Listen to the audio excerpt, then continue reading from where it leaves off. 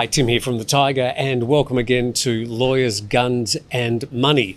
We've got some really good topics to talk about. The one we're going to talk about today is something that has been in the Thai media, and I think it does need a lot of discussion. We've got just the person, Dr. Paul Crosio, who is a partner at Silk Legal, and they're in Bangkok, Dubai and New York. It's expensive real estate there. Paul, just you might tell us what you specialise in. Yeah, thanks, Tim. The firm itself is probably best known for our working in fintech. My specialty is bankruptcy, restructuring, and cannabis and general commercial work. I'm an Australian lawyer, basically, who came here for the short-term assignment like most of us do 35 years ago, and never went home. But we've been practicing here. The firm has been one of the early pioneers in the cannabis side. We were getting inquiries when it was still just being talked about as an idea back in 2018, 2019, and been working with a number of players to develop the regulations, help them develop the regulations, develop infrastructure for the industry here in Thailand.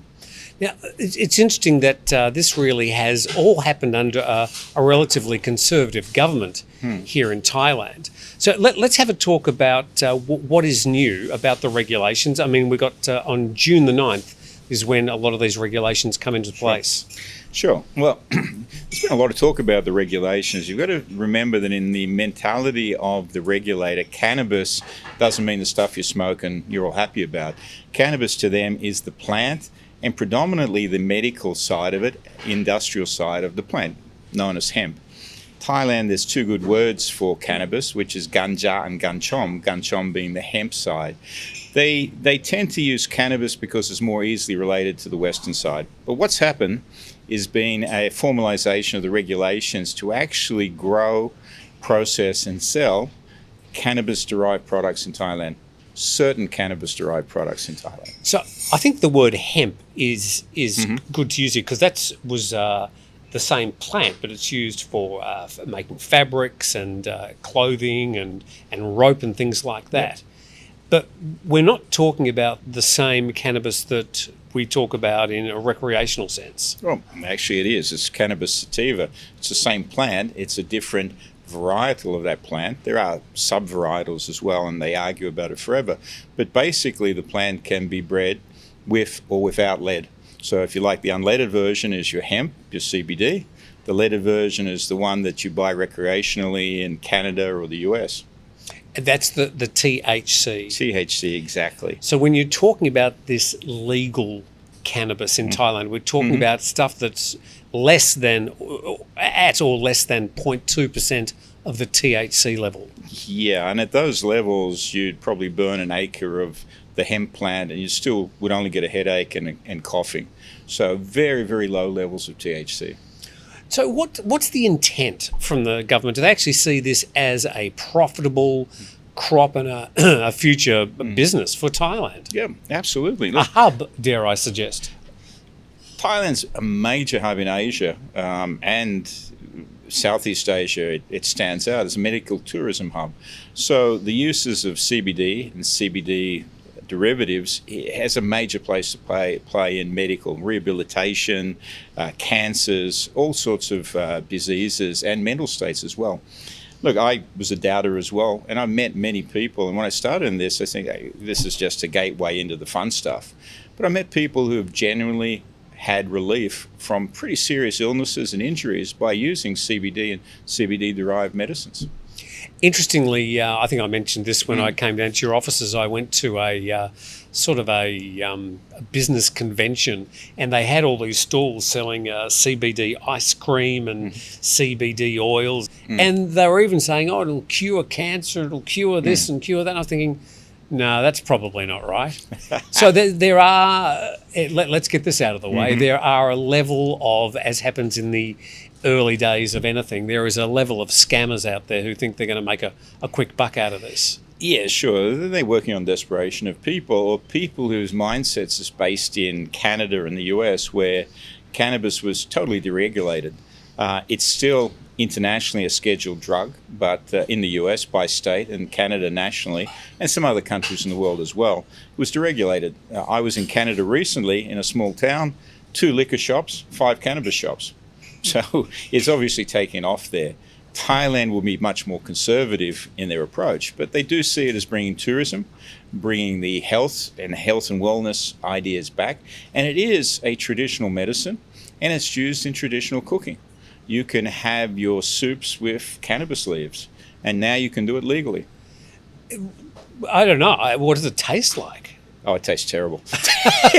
So let's be honest about it. It's an acquired taste, as they would say, but many foods have acquired taste. But it was something that was done traditionally. Cannabis is indigenous to this part of the world. It's always grown here. So after June the 9th, apparently you'll be able to keep a plant at your own home, but only for use of these CBD or these making your own rope or clothes or something. Sure, go back to nature. Look, they've put in place a number of regulations centered around this application called Book Gancha, which means grow Gancha. And it's an app that you will eventually be able to download from App Store or the Google Play Store or whatever it is. You can't do it now. I tried this morning, it's just not there. But I think the intention is for Thai nationals, because the application will probably require you to put in a Thai national ID to register the fact that they're growing cannabis in their home. What will that mean? We don't know. But technically, if it's by over 0.2% THC and you start to grow it and you start to smoke it, they can come and take you away as a category drug. Because clearly you're not going to be wanting to or needing to smoke anything that's less than 0.2% THC. Yeah. Okay. So we should, I suppose, say at that point that you won't be able to smoke recreational marijuana. Correct. It will lend you up to the minimum is a couple of months in jail. Deportation, large scale, you could be spending a great part of your life in jail, and it's not where you want to be. A lot of people walking around saying it's decriminalised. Well, it's not decriminalised over 0.2%. And let's be very clear on that. You smoke it, it's the same as it was before. Are there tests that the police would be able to conduct? I mean, they say, oh, you've got one of those plants. It looks exactly the same as a high THC level plant. How do they know if it's less than 0.2%? It's a laboratory test, and this is the whole problem that's going to occur, is that it's really difficult unless you're an expert, botanist, that can tell the difference between the plants. They look practically the same. There are some differences, but you need to be an expert. They will probably try and train the police to look at the type markers of a THC cannabis plant versus a hemp plant, and there are some gross differences. But mostly they're just going to say, yeah, that's okay, fine, as long as we don't catch you blatantly breaking the law. So I think there's going to be a little bit of flexibility. Yeah, I think that... like in all things Thai. Yeah, I think this legislation, if I'm going to look at the Cheech and Chong days, may go up in smoke. Good. Now, if people do want to have a plant at home because they do want to use it for its herbal properties, its CBD, do they have to register this or do they have to do any paperwork? It's going to be all online. It's going to be regulated. You're going to download this app on your phone, and you're going to be able to say, yep, I'm, Mr. Somchai. My Thai ID is this. I live here, and I've got 25 plants growing in my backyard, and they're all for personal use. Yep, I've affirmed that. So it's going to be probably something like that. Now, what it won't be able to do is to accommodate people who are going to get into this in a major scale, 20, 30, 40, 50 rye. That's going to be a separate approval process. So that was my next question. Where does it you stop from having one or two plants in your backyard to having a 10 or 20 rye of you're growing a plantation? And what's the difference legally? Well, if it's in your property and your property being defined as something which is reasonable, it's not in the Act, but I'm imagining if it's on less than a rye, they're not going to worry about it. But if it goes past a rye, you're going to have to register this with the local authorities, the FDA, and there are other ancillary authorities that want to know as well. You're also going to have to fence the place, because unlike your home, you've got 20 rye of this plant growing. They want to see a fence, security, and other things put in place. Okay, so then the next thing is, if you're going to be selling these products commercially, you have to get special licenses?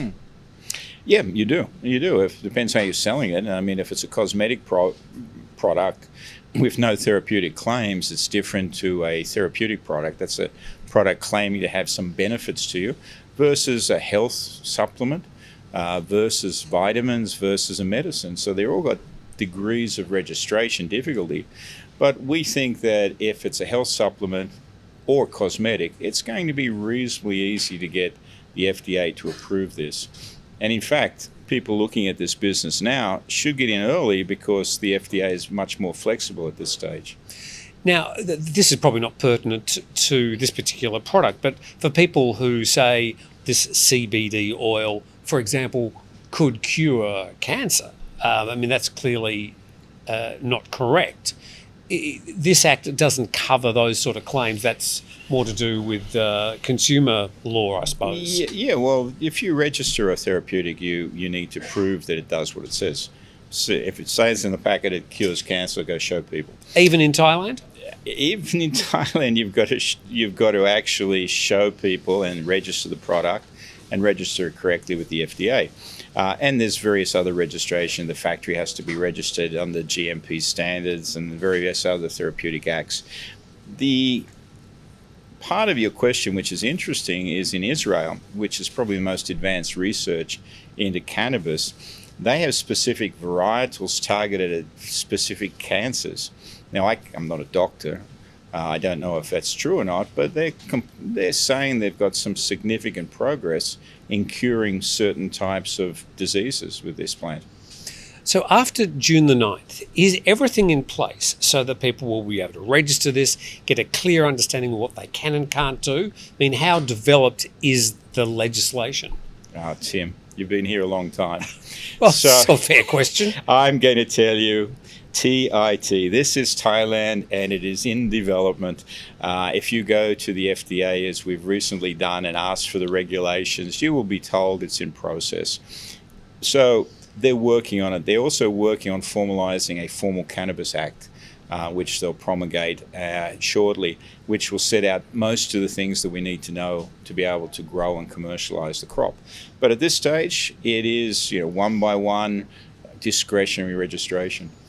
So we're in some sort of like twilight zone as we're moving from one way of approaching these drugs and products and the cultivation of them into a new paradigm. There probably would be a note of caution involved in going forward. Sure, absolutely. Look, one of the biggest things that we do as a law firm is do due diligence for people looking at investing in Thailand, and not just in cannabis, in a lot of other areas. We've done a number of projects where major investors have come in and said, look, I've got a partner lined up. He said he's got a THC production license. He's got 1,000 acres under cultivation. He has a fantastic factory, and look at the photos. He has experience in this, this, and that.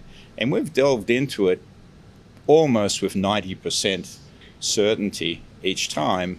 There have been people who've been scammers, to put it in a nice word.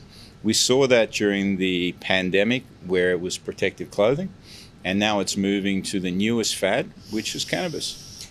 So buyer beware. Absolutely. Okay, so if you get offers of investment into this, you need to do some serious homework at the moment before investing good money. The other thing is, of course, you can get these CBD products elsewhere in the world. Can I import them into Thailand now? Yep. The theory is on June 9, a lot of the import restrictions are going to be lifted. The practicalities are there are other restrictions. Let me give you an example. I've got the world's best cannabis plant I want to bring in from California to the US. Well, theoretically I can, except the government has said, well, we've got 8 agencies you now need to get approval from.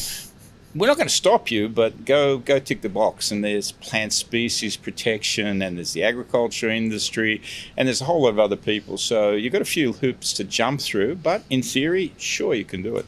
So what are the industries in Thailand that are going to see probably most benefit as we're moving forward, legitimate or illegitimate? What sort of industries are we going to see this? Food, beauty, health?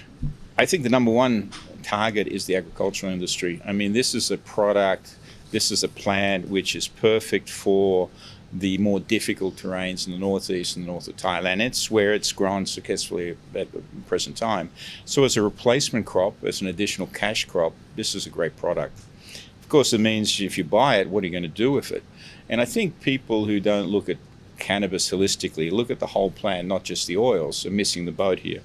And the simple fact is the plant does have use as industrial fibres, as commercial fibres. I mean, not long ago, Levi Strauss said they were going to replace cotton in their jeans with hemp because it's stronger and it uses up to 10 times less water and nutrition to grow. So you've got a lot of commercial opportunities. And then look at the medical side. That's another big draw card for Thailand to move into this. But again, the caveat being, this is for Thailand. I don't believe it's going to be an open door for foreign investments to come in here and monopolise the industry. I was going to say, if I'm a foreigner, I can't really go and buy a few rai of land up in northern Thailand and start growing a crop. No, absolutely. It's the most heavily protected industry in Thailand for a good reason. This is still predominantly an agricultural country. Right, just finally, I suppose, as a warning to people, how would you sort of frame it if I came in for a short consultation, I wanted to get into this industry? What would be the sort of the key points you'd leave them? Well, the first thing we ask people, and we get this all the time, can you tell me about, the first thing is bring your business plan. What are you going to do here? And if it's, selling weed down the local 7-Eleven, that's probably not going to cut it. So again, have a coffee, thank you very much. If you've got a business plan that makes sense, and then again, all the plans I've seen that make sense are holistic. We've got the plant for a number of reasons. At the end, we're going to have some concentrates, tinctures, etc., and that's going to be the icing on the cake. That makes a lot of sense. The next step we then go in is to do due diligence with their local partners, which you require, and then go through and look at the regulatory requirements as well. Right, so that's a really good roundup of some of the things to watch out for. So I suppose we can say bottom line, if you are looking at investing in this sort of product, or if you'd like to develop some sort of business plan or learn more about the opportunities in Thailand, well, Dr. Paul Crosio would be one good person to have a speak to from Silk Legal. And gee, you're in Bangkok, Dubai and New York. How do you pay for all that rent? Not through cannabis. No, I was going to say, yes. Not through selling weed at 7-Eleven. No. No, okay.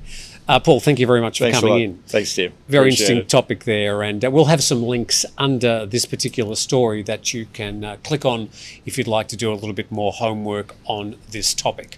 But from The Tiger, thank you for watching, and we'll see you next time.